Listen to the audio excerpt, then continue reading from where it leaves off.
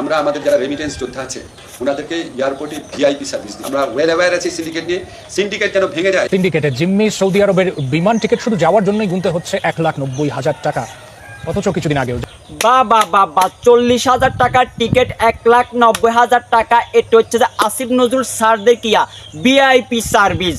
আমার কত হচ্ছে যে ভাই, প্রবাসীদের রক্তের উপর পাড়া রাখি, প্রবাসীদের রেমিটেন্সের উপর পা রাখি আপনাদের মতো লোকেরা ক্ষমতায় আইছে। এখন দেখতেছি দিন শেষে প্রবাসীরা প্রতারণার শিকার, দিন শেষে প্রবাসীদের আবেগ, ইমোশন, ভালোবাসা নিয়ে কিন্তু আপনারা খেলতেছেন।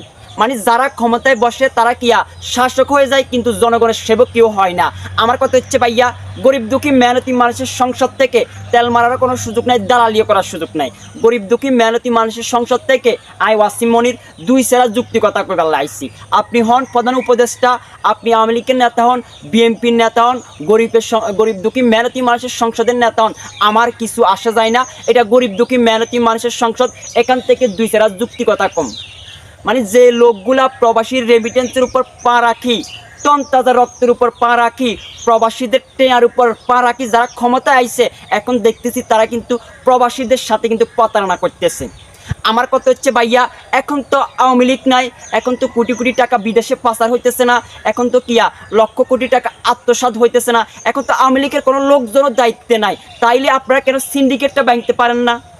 মানে বাবা যায়, আমাদের পাশের দেশ হাসুয়াপার ওই যে শ্বশুরের দেশ এই ভারত থেকে সৌদি আরব যেতে বিমান ভাড়া লাগে 15 থেকে 20,000 টাকা, আর আমাদের বাংলাদেশ থেকে যাইতে লাগে 40 থেকে 50,000 টাকা। তা আবার ঘুরি এখন দাঁড়াইছে মানে 1,90,000 টাকা। এটা কি বাবা যায়?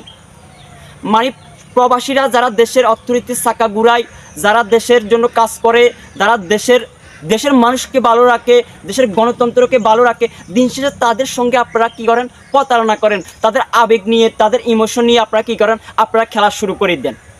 পাশের দেশ ভারত থেকে যদি তারা 20,000 টাকা দিয়ে সৌদি আরব যাইতে পারে, তাহলে কেন 1,90,000 টাকা বাংলাদেশ থেকে লাগবে? সেটার উত্তরটা কি আপনারা দিতে পারবেন?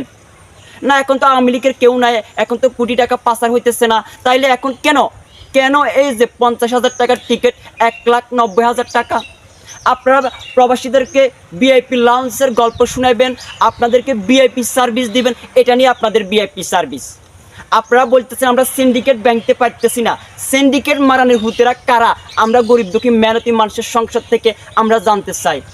এই মতিন কাকার ভাই গিয়ে এখন 13 বছর, গত পরশুদিন বলতেছে ভাইয়া আমি তো দেশে আমু। দেশে এখন কেমনি আইতাম কন? এই যে 50,000 টাকার টিকিট 1,90,000 টাকা। অথচ জুলাই আন্দোলনের সবচেয়ে বেশি অবদান রাখছে আমার প্রবাসী ভাইরা। রেমিটেন্স বন্ধ করে দিয়ে আমাদের হাসু আপাকে হিমশিম খাওয়াইছে, লাস্ট পর্যন্ত দেশ থেকে মানে চলে যেতে হাসু আপা বাধ্য হয়েছে। এই যে প্রবাসীদের এত বড় একটা অবদান, সেটা কি আপনারা ভুলতে পারবেন? মানে দিন শেষে তাদের আবেগ, তাদের ইমোশন, তাদের ভালোবাসা নিয়ে যারা ক্ষমতায় বসেন তাদের আবেগ ইমোশন নিয়ে আপনারা খেলা শুরু করে দেন। এই যে আমরা যে আবেগ দেখা, আবেগের কারণে আমরা ওই যে মতিন কাকার ওই যে বাঁশ বাগান আছে না, কুঞ্চিয়ালা বাসটা আমরা খাই। আবেগ দেখায় শেফালি বহুতবার কিন্তু কিয়া আমার পিছন দিয়ে বাসটা দিয়ে দিচ্ছে। আমরা গরিব দুঃখী মেহনতি মানুষের সংসদ থেকে আমরা অতিলম্বে আমরা বলতে চাই, যত তাড়াতাড়ি সম্ভব হয় এই যে সৌদি এয়ারলাইন্সের টিকিট 50,000 টাকার মধ্যে নিয়ে আসেন, না হলে প্রবাসী বাইরা কি করবে?